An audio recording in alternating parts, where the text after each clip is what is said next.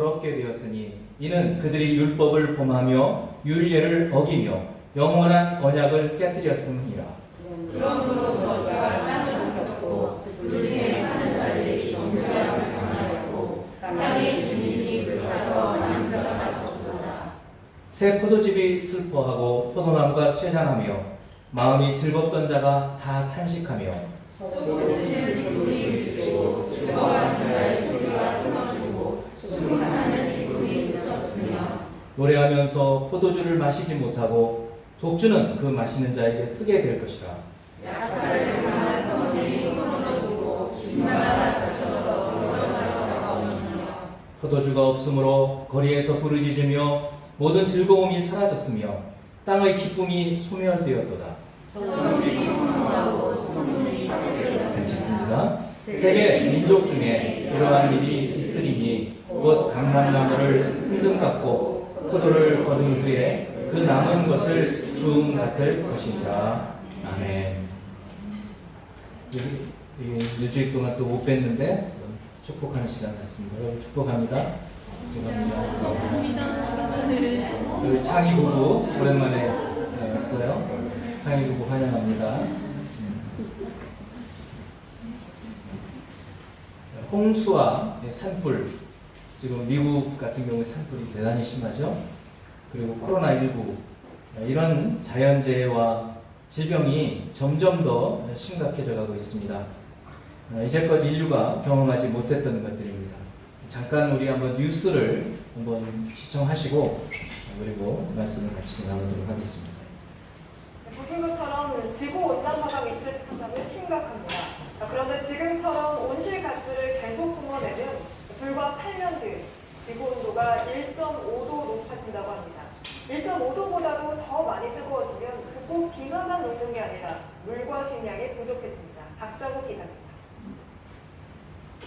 지구의 평균 기온이 2도 높아지면 어떻게 될까?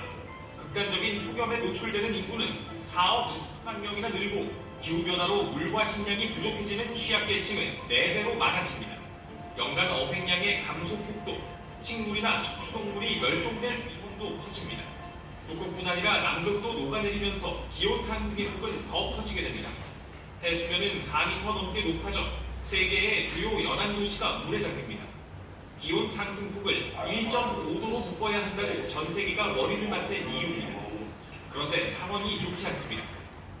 지금의 이산화탄소 배출량을 토대로 지구의 남은 시간을 계산한 시계입니다. 8년 3개월이면 1.5도가 오릅니다. 그리고 2도가 오르기까지는 불과 26년밖에 남지 않았습니다. 배출량이 늘면 시계는 더 빨리 갑니다. 당장 지구 전체의 온실가스 배출량은 역대 최고를 기록했고 우리나라도 역대 가장 많은 7억 톤을 넘겼습니다. 당초 정부 계획보다 1억 2천만 톤이나 더 품어낸 겁니다. 정부가 실현 가능한 적극적인 대책을 내놔야 한다는 지적이 나옵니다. JTBC 박상욱입니다.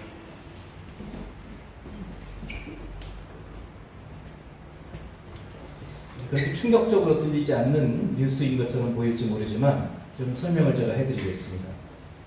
앞으로 25년 후이면 지구의 온도가 2도가 높아진다는 거예요. 지금 태어난 갓난 아이들이 25살 청년이 될 때, 지금 20살 청년이 45살 중년쯤 될 때 북극이 사라지고 남극이 절반이 없어지는 거예요. 별로 안 놀라시죠? 해수면이 4m가 높아집니다. 4m. 그러면 어떤 일이 벌어질지 상상하기 어려울 정도입니다. 그 높이에 따라서 국가의 지형이 달라질 거예요. 우리나라 지금 항구 해변에 있는 것들은 다 침수가 된다고 봐요. 사람이 살 수가 없는 곳이 되고 일본의 상당한 부분들이 아마 전부 물에 잠기게 될 것입니다. 이런 세계적인 재앙이 이미 시작된 것이나 다름이 없습니다. 그러나 지금 우리가 지금 현실에서 보는 이런 것보다 훨씬 더 심각하고 광범위하게 전 세계적으로 세계 민족 중에 일어날 재난, 이 재난이 올 것이라고 벌써 우리 하나님 말씀은 말씀해 주고 있어요. 온 세상에 임할 하나님의 심판입니다. 그래서 오늘은 우리가 흔히 종말론 그러면 예수님께서 마태복음 24장, 25장에서 말씀하신 거, 또 요한계시록에서 말씀하고 있는 것만 생각을 하지만 벌써 우리 구약 이사야 시대에 주님이 이사야를 통해서 이 종말의 때를 이야기하고 계시는 것입니다. 우리가 항상 제가 말씀드리지만 종말의 때를 말씀을 들을 때 두려워하지 말라고 그랬죠. 주님 뜻은 우리가 막 무서워서 종말이 온대 뭐 이런 것을 주님 원하시는 게 아니고 뭐라고 그랬습니까? 깨어 있으라고 그랬어요. 종말이 온다라는 사실을 분명히 알고 살아야 됩니다. 그래서 마태복음 24장 42절에 그러므로 깨어 있으라. 24장 25장은 예수님의 종말론 설교예요. 그래서 이 종말이 올 것을 말씀하신 다음에 주님은 우리에게 주신 말씀이 그러므로 깨어 있으라는 거예요. 정신 바짝 차리고 살아라 라는 것입니다. 어느 날에 너희 주가 임하는지 너희가 알지 못합니다. 주님 오실 때가 이 세상의 종말의 때이기 때문에 그렇습니다. 그래서 오늘은 코로나19 그리고 전 세계적인 자연재해 이런 것을 보면서 이 종말이 오는 거 아니야? 또 빙하가 녹고 지금 알프스, 로키 산맥, 저 알래스카 이런 데 지금 빙하들이 녹아가고 있다는 기사들 많이 볼 것이에요. 그래서 시베리아가 불타고 있어요. 시베리아가 41도. 아니 눈이 녹는 것 문제가 아니라 41도. 지금 우리나라에 지금 벌어지고 있는 중국, 얼마 전에는 중국, 또 일본, 그래도 우리나라에도 이제 어김없이 오고 있는 이 홍수, 전례를 볼 수 없을 정도의 이런 자연 재해들을 보면서 이 종말의 때를 생각하고 혹시 두려운 마음이 계시거든 오늘 이 말씀을 가지고 어떻게 살아야 되는지를 같이 한 마음으로 살아가게 되기 바랍니다. 이 이사야서를 우리가 보고 있습니다. 이사야 전체적인 어떤 구조를 한번 봐야 여러분들이 숲을 보고 나무를 볼 수 있어요. 이사야는 성경 전체 66권처럼 66장으로 되어 있어요. 그리고 구약이 39권, 신약이 27권처럼 39장까지 그리고 66장까지 이렇게 나누어져 있는데 사실은 크게 세 파트로, 세 부분으로 나눠져 있어요. 1장에서 35장까지, 그리고 36장에서 39장까지, 그리고 40장에서 마지막 66장까지 나누어져 있어요. 1장에서 35장까지는 남유다. 지금 이사야 이 시대는 북이스라엘은 망해버렸다고 그랬습니다. 남아있는 이 남유다, 그리고 남유다와 함께 그 당시에 있었던 10개의 나라들이 있었어요. 그래서 이 10개의 열방들에 대한 하나님의 심판의 메시지가 있어요. 그리고 또 회복시켜 주시는 말씀이 있어요. 그래서 36장까지 그런 내용, 그래서 35장까지, 36장부터 39장까지 이 4장은 당시의 왕이었던 히스기야 왕 때에 있었던 3가지 사건을 기록하고 있어요. 이건 실제 역사적인 사건이에요. 앞에 것은 예언과 역사적인 사건이 섞여 있고, 근데 이 36장에서 39장까지는 역사적인 사건만 있어요. 그리고 40장에서 마지막 66장까지는 바벨론으로 포로가 되어갔던 유다 백성들이 다시 포로에서 귀환되는 이야기, 회복되는 이야기, 그리고 종말에 대한 이야기, 이 메시아에 대한 이야기가 있어요. 이곳에 이 마지막 부분, 이 40장에서 66장까지 예수님에 대한 이 그리스도에 대한 예언이 가득 차 있어요. 엄청나게 많이 나와요. 그래서 종말의 때에 주님 오실 때 그리고 다시 오시는 이야기까지 있는 것이에요. 이 선지자들의 예언은 다중 예언이라고 해서 한 가지 사건만 얘기하는 게 아니에요. 한 가지 이야기 속에 여러 사건들을 얘기해 주고 있어요. 마치 산을 볼 때 산 앞에 산이 있고 그 뒤에 또 산이 있고 또 뒤에 산이 있는 것처럼 겹쳐서 보여지는 그런 예언들을 주님께서 하고 있다는 사실을 알고 있으면 좋겠습니다. 오늘 우리가 24장을 보기 때문에 1장에서 35장까지, 그리고 또 35장, 24장에서 27장까지를 또 우리가 봐야 돼요. 특별히 24장에서 27장은 아까 1부였어요. 1, 2, 3부라고 한다면 1부 가운데에서 또 그 한 부분인데 이 부분을 이사야의 소묵시록이라고 해요. 묵시록은 계시록이에요. 그러니까 우리가 요한계시록처럼 이 계시록이라는 거예요. 이사야 속에 들어있는 계시록이에요. 몇 장이 안 되죠? 그러니까 소계시록, 소묵시록이라고 해요. 그래서 여기 나오는 내용과 예수님의 종말에 대한 내용과 요한계시록에 나오는 내용이 상당히 흡사해요. 이사야 속에 이런 미래에 대한, 미래 장래에 있을 어떤 종말에 대한 이야기가 벌써 나와 있다는 사실을 우리는 기억하고, 이 세계의 여러 자연현상이나 또 세상의 어떤 역사의 운행이나 이런 것들을 보면서 종말의 때가 가까이 온다고 생각을 할 때마다 그냥 두려워만 하지 말고 어떻게 살아야 될 것인지를 생각하고 사는 저희가 되기를 바라는 것입니다. 먼저 24장 1절에서 4절까지의 말씀을 보면, 보라, 여호와께서 땅을 공허하게 하시며 황폐하게 하시며 지면을 뒤집어 엎으시고 그 주민을 흩으신다. 그러면서 주님의 이 종말의 때를 얘기하고 있어요. 이 부분에서 두 가지만 저는 보려고 해요. 살펴보려면 더 많이 볼 수 있겠지만 두 가지. 첫 번째, 이 심판을 누가 하시느냐? 하나님께서 하신다는 거예요. 이런 자연재해, 이런 것들이 그냥 우연히 일어나는 것이 아니라는 거예요. 하나님께서 주도적으로 이 심판을 하신다라는 사실을 우리가 먼저 기억하고, 두 번째는 특히 2절 보면 백성과 제사장이 같을 것이며 라는 말이 6번이나 나와요. 똑같다. 그러니까 이 메시지 속에 있는 것은 공평이라는 거예요. 같다라는 거예요. 하나님의 심판이 누구에게나 남녀노소, 빈부귀천, 상하, 차별이 없이 공평하게 임한다는 거예요. 이 두 가지를 같이 나누기를 원해요. 먼저 하나님의 심판. 우리는 하나님은 사랑이셔요. 하나님은 은혜로우셔요. 오래 참으셔요. 자비를 베푸시는 분이에요. 그건 분명해요. 그것만 생각해서는 안 돼요. 하나님은 심판하시는 분이에요. 죄를 내버려 두지 않으시는 거예요. 그래서 하나님의 심판을 우리는 꼭 기억해야 돼요. 신약의 히브리서 9장 27, 28절 말씀을 보세요. 한 번 죽는 것은 사람에게 정해진 것이요 그 후에는 심판이 있으리. 우리는 세상 사람들이 이렇게 얘기합니다. 아이, 죽으면 끝이야. 여러분, 죽으면 끝인가요? 그렇지 않습니다. 그거는 세상 사람들의 이야기예요. 거기에 같이 동조해서는 안 돼요. 우리는 하나님의 말씀을 생각해야 돼요. 죽으면 끝인가? 성경에 그렇게 되어 있나? 아닌 거예요.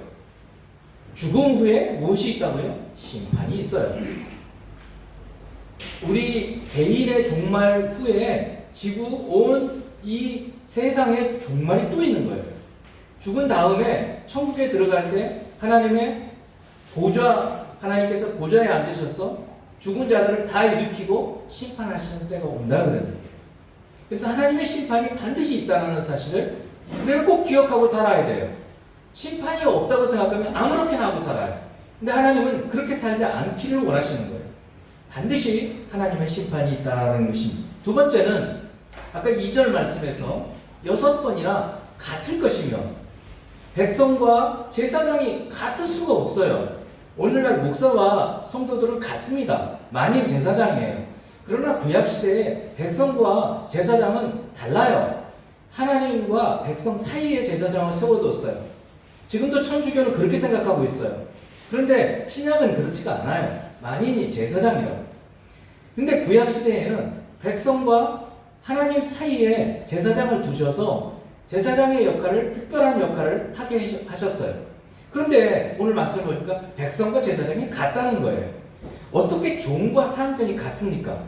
어떻게 여종과 여종과 여주인이 같을 수 있고 사는 자와 파는 자가 같을 수가 있어요? 다르죠. 또 빌려주는 사람하고 빌리는 자가 같을 수가 없어요. 그런데도 같다고 얘기하는 거예요. 이자를 받는 자와 내는 자가 어떻게 같아요?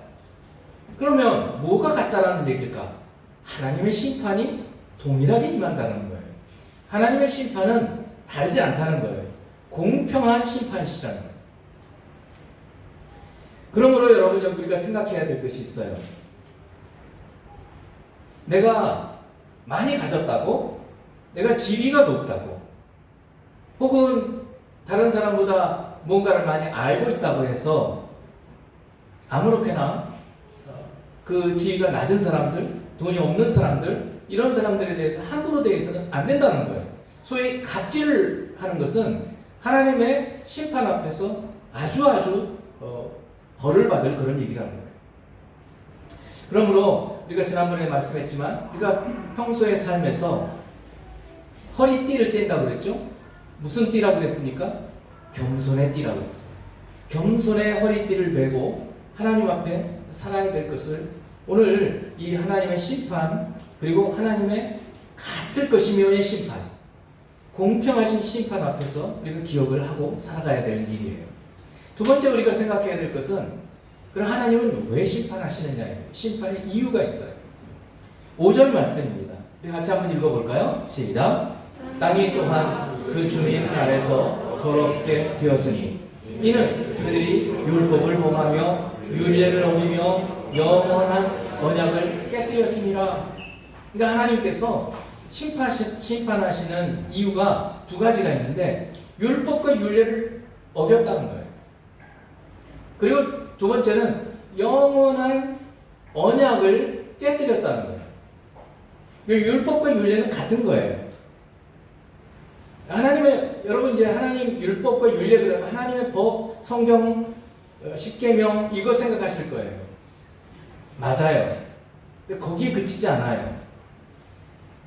하나님께서 모든 사람들에게, 하나님을 믿는 사람들 아닌 불신적인 이방인 모든 사람들에게 하나님의 율례를, 하나님의 법을 심어두셨어요. 무엇이에요? 양심이에요. 로마서 1장 18절 19절 말씀을 보세요. 하나님의 진노가 불의로 진리를 막는 사람들의 모든 경건하지 않음과 불의에 대하여 하늘로부터 나타난다. 굉장히 좀 어렵게 보여요. 어렵게 느껴지죠? 무슨 말씀이냐면 진리를 막아요. 그러니까 하나님의 말씀이 진리인데 이 진리를 선포를 하거나 진리를 말할 때 막 막아요. 뭐 그런 소리 왜 해? 너나 믿어. 이런 것들을 얘기하는 거예요. 이렇게 진리를 막는 것에 대해서 하나님의 진노가 있다는 거예요. 하나님의 진노가 불의로 진리를 막는 사람들의 모든 경건하지 않음과 불의에 대하여 하늘로부터 이제 진노가 임한다는 거예요. 그런데 이 진노가 누구에게 임하는가? 19절을 보세요. 이는 하나님을 알 만한 것이 그들 속에 보임이라. 조금 어렵게 느껴지죠? 그들은 누구냐면 세상의 모든 사람들, 불신자, 이방인 다 포함해서. 그런데 이 모든 사람들 마음 속에 뭐가 들어있다고요? 하나님을 알 만한 것이 있다는 거예요. 신성이 있다는 거예요. 저 원시인들조차 비는 거예요.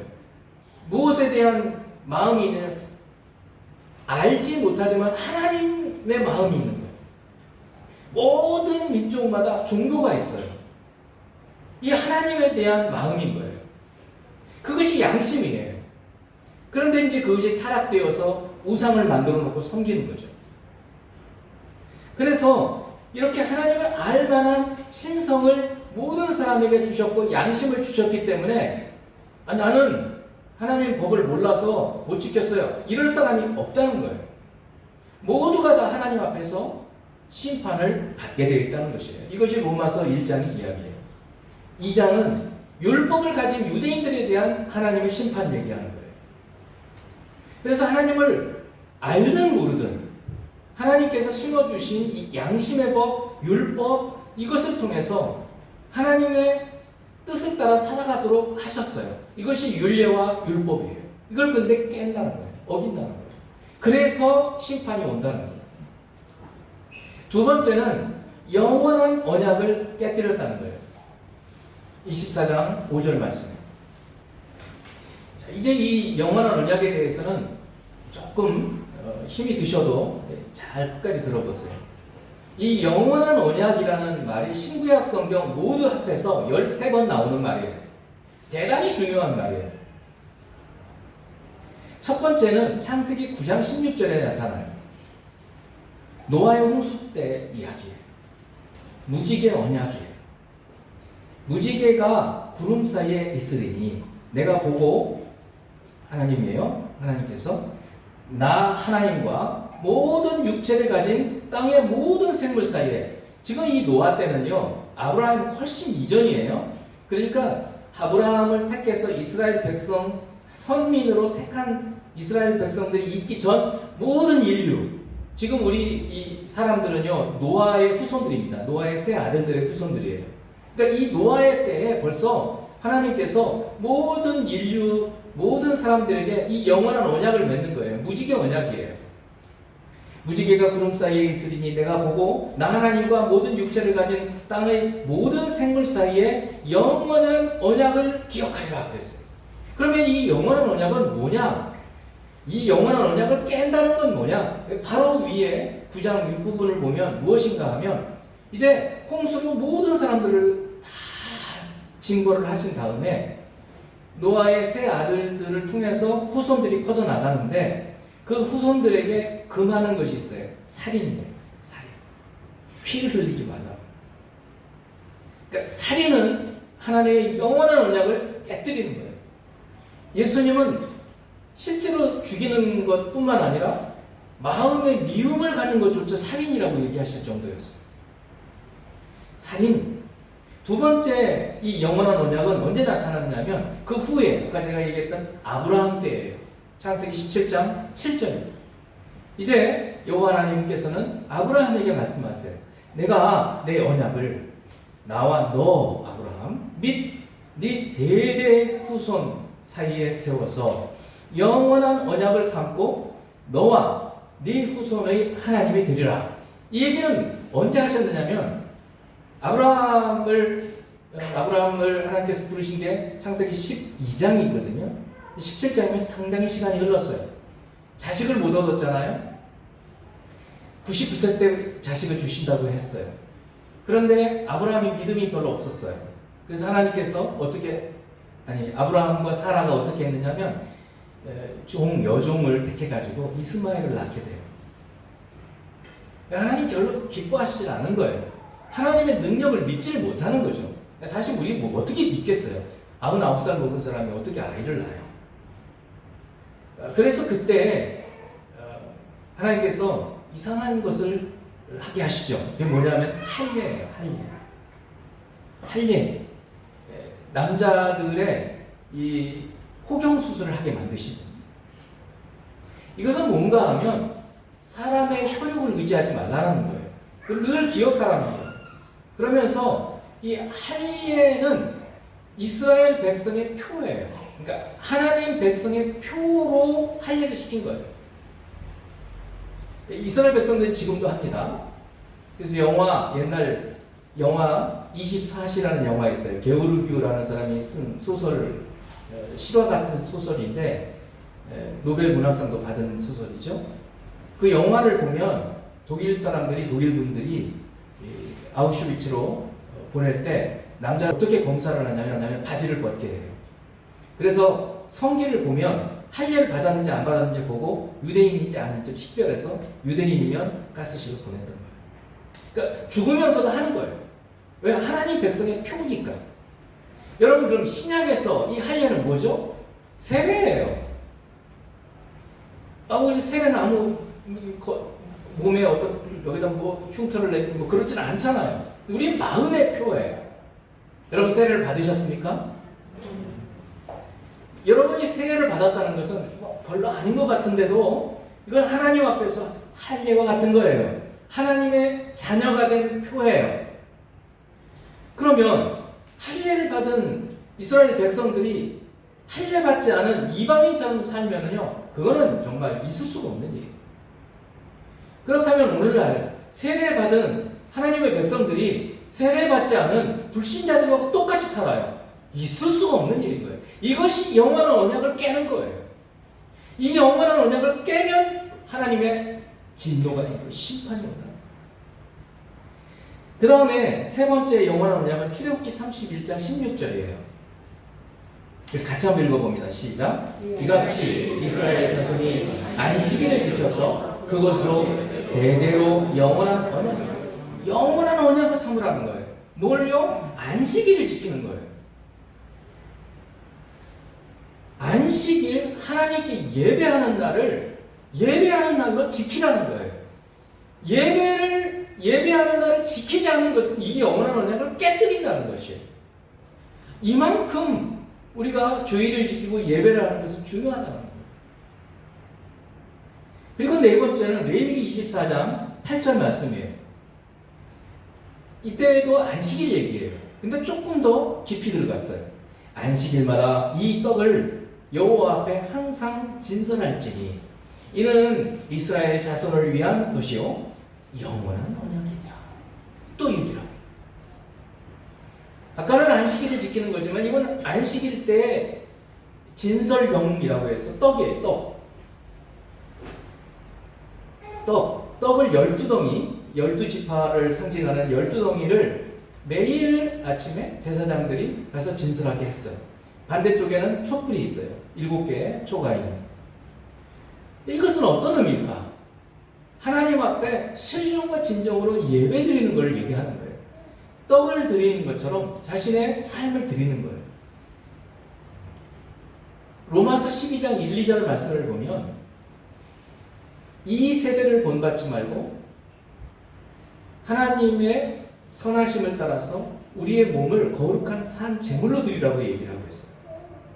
마치 그거와 같아요. 그런데 이렇게 안식일을 지킨다고까지는 하는데 자신의 삶을 드리지 않으면 이 영원한 언약을 깨뜨리는 거나 마찬가지라는 거예요. 이렇게 영원한 언약을 깨뜨릴 때 하나님의 심판이 있다. 그리고 마지막으로 다섯 번째는 신약에 나와요. 히브리서 13장 20절 말씀이에요. 이것도 같이 한번 읽어봅니다. 시작. 양들의 큰 목자이신 우리 주 예수를 영원한 언약의 피로 죽은 자 가운데서 이끌어내신 평강의 하나님이 이 예수 그리스도를 통해서 은혜를 베푸신다. 그 이제 20절에 21절에 그런 말씀들이 나오는데요. 여기에 영원한 언약의 피라고 얘기를 하고 있어요. 참 놀랍죠. 그러니까 구약 시대에 이스라엘 백성들이 율법과 율례를 어떻게 다 지킬 수 있었겠습니까? 잘 지키지 못했을 때 희생 제물을 우리 레위기에서 공부했지만 희생 제물을 가지고 와서 죽여서 그 피를 받아서 안수도 하고 피를 받아서 속죄를 했어요. 그건 믿음이에요. 여러분 짐승이 죽었다고 내 죄가 없어지나? 이건 믿음이 없이는 받아들일 수가 없는 거예요. 이게 믿음인 거예요. 광야에서 모세가 놋뱀을 만들어서 들었죠? 그러면 뱀에 물린 사람들이 쳐다보면 나았다고 했잖아요.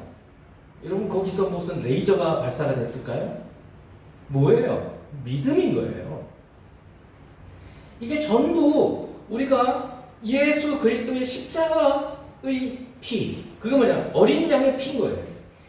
예전에 성막 앞에서 제사장들과 함께해서 짐승을 잡고 피를 받아서 피를 제단에 뿌리면서 내 죄 사함 받았느니라 라고 선포하면 그 짐승을 가지고 온 죄인이 내 죄 사함 받았어 하고 돌아가듯이 예수 그리스도의 십자가의 죽으심을 바라보면서 내가 이렇게 잘 못 살고 내 죄가 이렇게 많지만 내 죄의 사함을 하나님 앞에 받았습니다 라고 믿는 믿음으로 내 죄의 사함을 받는다고 하나님이 영원한 언약의 피라고 말씀해 주신다는 것입니다. 그런데 이것을 안 받아들여요. 그러면 뭐예요? 영원한 언약을 깨뜨리는 거예요. 이렇게 영원한 언약을 깨뜨리는 것이 하나님의 심판을 자청하는 것이 된다는 것입니다. 이렇게 심판하시는 이유가 있는 거예요. 이제 마지막으로 이 심판이 누구에게 임하는가? 6절 말씀과 13절 말씀을 같이 볼 것이에요. 6절 말씀을 보면 그러므로 저주가 땅을 삭혔다. 바로 5절 말씀이 율법과 율례를 지키지 않고 영원한 나라를 깨뜨린 얘기였잖아요. 그래서 저주가 땅에 임한다는 거예요. 이 땅은 모든 세상을 얘기하는 거예요.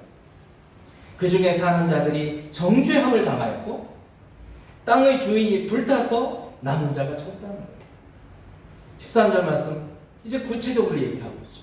세계 민족 중에 이런 일이 있을 거라는 거예요. 유다만이 얘기하는 게 아니에요. 가깝게는 이렇게 땅이 황폐화되고 하나님께서 뒤집어 엎으시고 하는 얘기들은 이 이사야 선지자 사후 한 120년쯤 지난 후에 주전 586년쯤 되면 이제 바벨론이 이 유다를 쳐들어와서 완전히 초토화로 만들어요. 그리고 남은 백성들을 다 끌고 가버려요. 아주 그냥 별 볼 일 없는 사람만 남겨놓고 이런 재앙이 있어요. 이런 것을 예언하는 것도 되지만 그것보다는 오늘 말씀이 세계 민족 중에 있을 거라는 거예요. 그러니까 장래에 있을 종말의 때 이 묵시의 이야기라는 거예요. 그래서 예수님께서 뭐라고 말씀하시는가? 마태복음 24장 29절에서 31절 그날 환난 후에 그날은 언제냐면 이 24장 25장 마태복음의 종말론 설교라는 거예요. 엄청난 재난이 오는 거예요. 그날 환난 후에 해가 어두워지며 달이 빛을 내지 아니하며 별들이 하늘에서 떨어지며 하늘의 권능들이 흔들리리라. 예전에 제가 청년 때 이 말씀들을 볼 때는 이런 일들이 어떻게 일어나지? 이렇게 생각들을 좀 했었어요. 근데 요즘에는 있을 수도 있겠다라는 생각이 자꾸 드는 거예요. 왜요? 코로나19 같은 걸 보세요. 이런 일이 도대체 있으리라는 생각조차 할 수가 없었어요. 어떻게 이런 일이 전 세계가 일순간에 여행도 못 가, 마스크 끼고 찬양을 해, 밥도 같이 못 먹어. 야, 이거는 아예 옛날이 더 좋았던 것 같은 생각이 들 정도로. 그냥 앞으로 이런 일들이 이제는 올 수 있겠다라는 생각이 생기는 거예요. 그때 30절 인자의 징조가 하늘에서 보이겠고, 인자는 예수님을 말해요. 재림 예수님. 그때 땅의 모든 족속들이 보세요. 땅의 모든 족속들이 통곡하며 그들이 인자가 구름을 타고 능력과 큰 영광으로 오는 것을 보리라. 그가 큰 나팔 소리와 함께 천사들을 보내리니 그들이 그의 택하신 자들을 하늘 이 끝에서 저 끝까지 사방에서 모으리라. 이사야의 종말에 대한 예언보다 예수님의 예언은 훨씬 더 가깝게 보여요. 그리고 좀 구체적이에요. 이사야의 예언은 좀 희미하게 좀 멀리 있었습니다. 주님 오시기 전 700년 전에 하셨던 예언이에요. 주님 오셔서 조금 더 구체적으로 말씀했어요. 그리고는 주님 승천하신 후에 100년쯤 지나서 요한계시록은 조금 더 분명하게 일어날 일들을 요한계시록으로 얘기해주고 있어요. 자, 오늘은 저희들이 이사야의 소묵시록을 통해서 하나님께서 종말의 때에 어떤 일을 이루시는가, 왜 종말을 이렇게 심판을 하시는가, 그 심판은 누구에게 임하는가, 이런 것을 말씀을 드렸어요. 말씀을 들으면서 여러분들이 이제 내가 이렇게 살아야 되겠다 벌써 마음에 결심을 하시는 분이 계시겠지만 제가 정리를 몇 가지만 해볼게요. 첫째는 하나님의 심판이 반드시 있다는 사실을 생각하고 살라는 거예요. 전도서에도 그랬어요. 청년이여 내 청년의 때를 마음껏 즐겁게 기쁘게 살아라. 그러나 심판하시는 것을 알아라. 이렇게 얘기하고 있어요. 여러분, 청년 여러분, 그리고 65세까지는 청년입니다.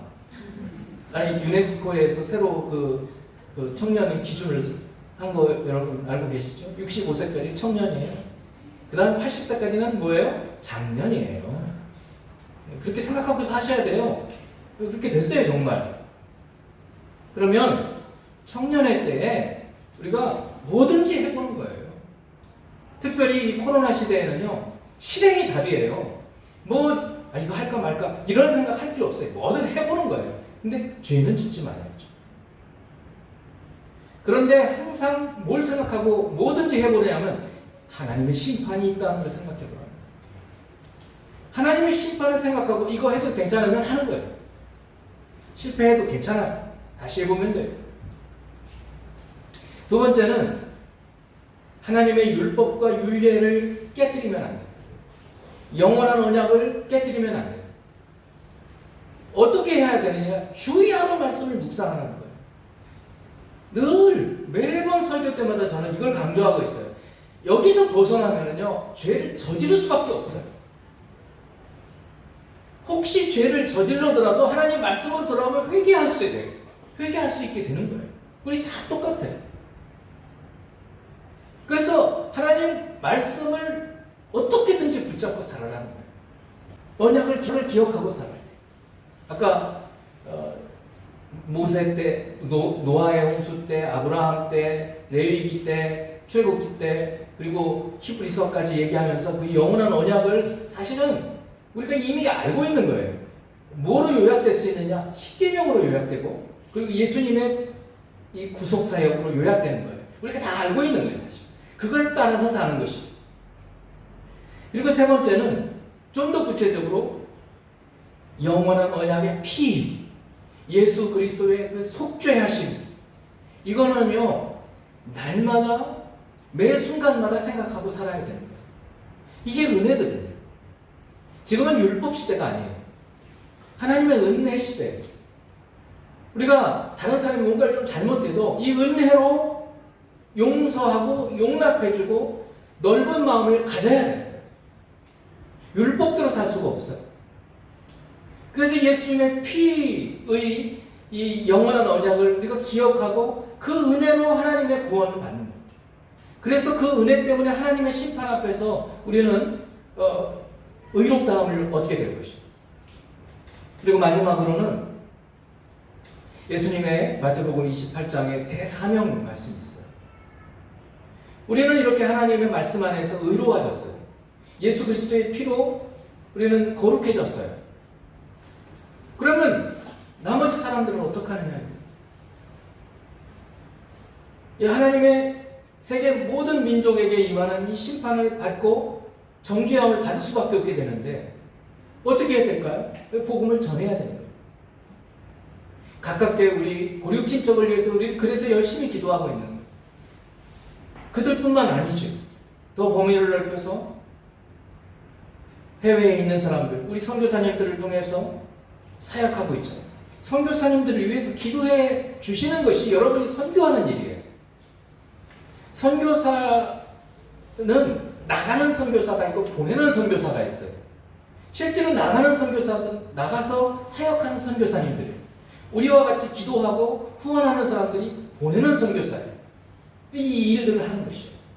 그래서 많은 사람들이 주님을 믿고 이 복음으로 심령의 영혼의 구원을 받고 또 문화가 바뀌고 삶이 바뀌어질 수 있게 되어졌어요. 하나님의 율례와 율법을 깨뜨리지 않고 아까 종말의 시계가 있다고 그랬잖아요. 지구의 온도가 2도가 높아지면 이제는 우리 지금 20살 먹은 청년이 45살 됐을 때는 세계가 지금보다 훨씬 살기 어렵게 된다는 거예요.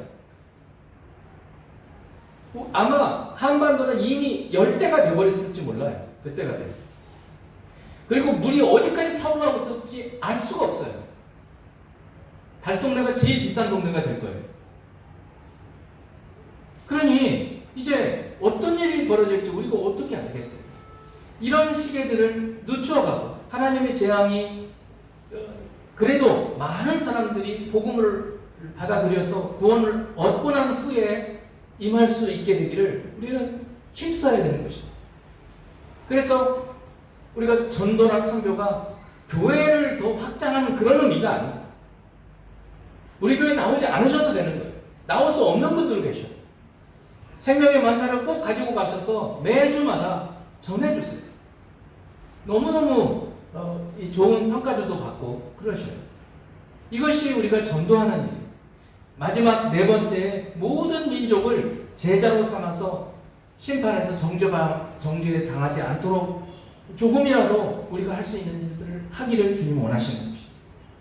오늘 이사야 소묵시록을 통해서 벌써 이사야 시대에 예수님의 종말, 요한계시록의 이 종말일 때 지금 점점 다가오는 이 종말의 조짐을 보면서 두려워하지 말고 오히려 깨어 있어서 지금 우리가 해야 될 것이 무엇인가, 그것을 생각하고 기도하고 실행에 옮기는 저와 여러분 되기를 주님의 이름으로 축원합니다.